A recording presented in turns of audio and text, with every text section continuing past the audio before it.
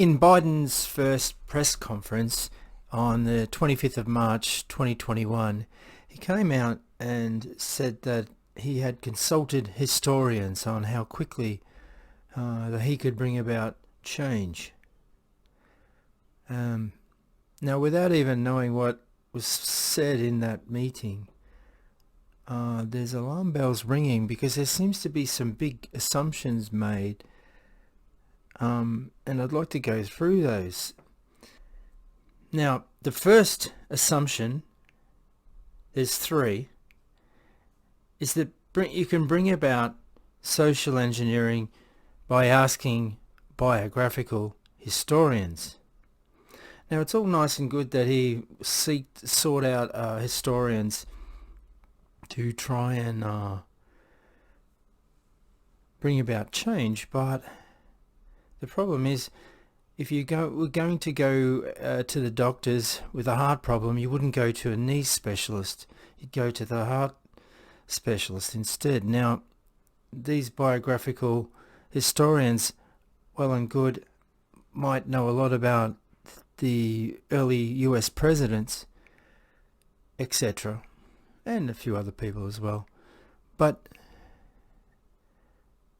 do they really know a lot about social engineering, or how society is built and structured, and how you can bring about change without stuffing it all up?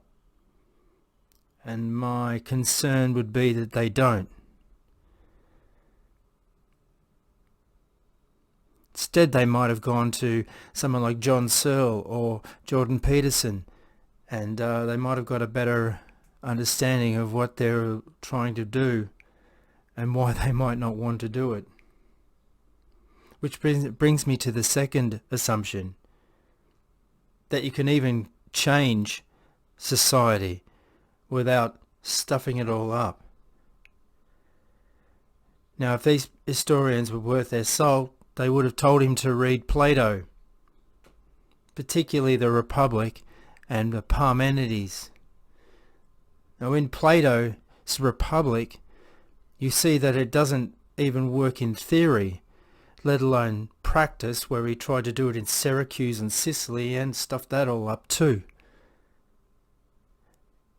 Later in life, when he wrote the Parmenides, he'd realised that it was impossible. So don't even try. Maybe Biden needed a biographer of Plato instead of the early US presidents.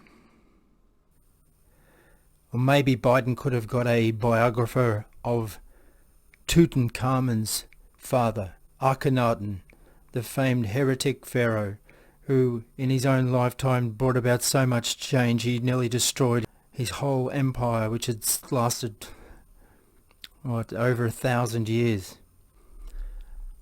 Or if ancient history isn't your style, what about modern history or recent history, where social engineering hasn't gone so well in places like Afghanistan? With all the best intentions, it just doesn't work. They just don't flip overnight into Western-style civilization. And the third and final assumption is that society can be controlled from the top down, and that's just not how it works.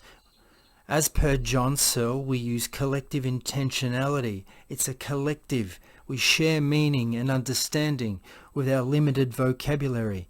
As per Jordan Peterson, it goes much further and deeper into our subconscious than we realise.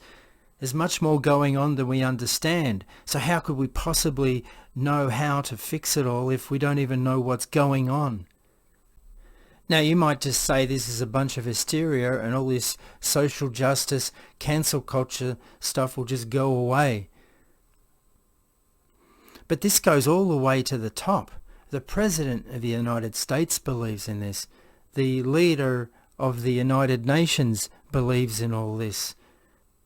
You may have noticed in the last year or so that we seem to be one disaster away from complete catastrophe.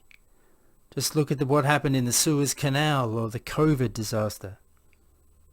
Completely shutting down world economy. And so this is why history matters. It's important to know how society works before we start playing around with it and trying to socially engineer it into something that can't possibly exist.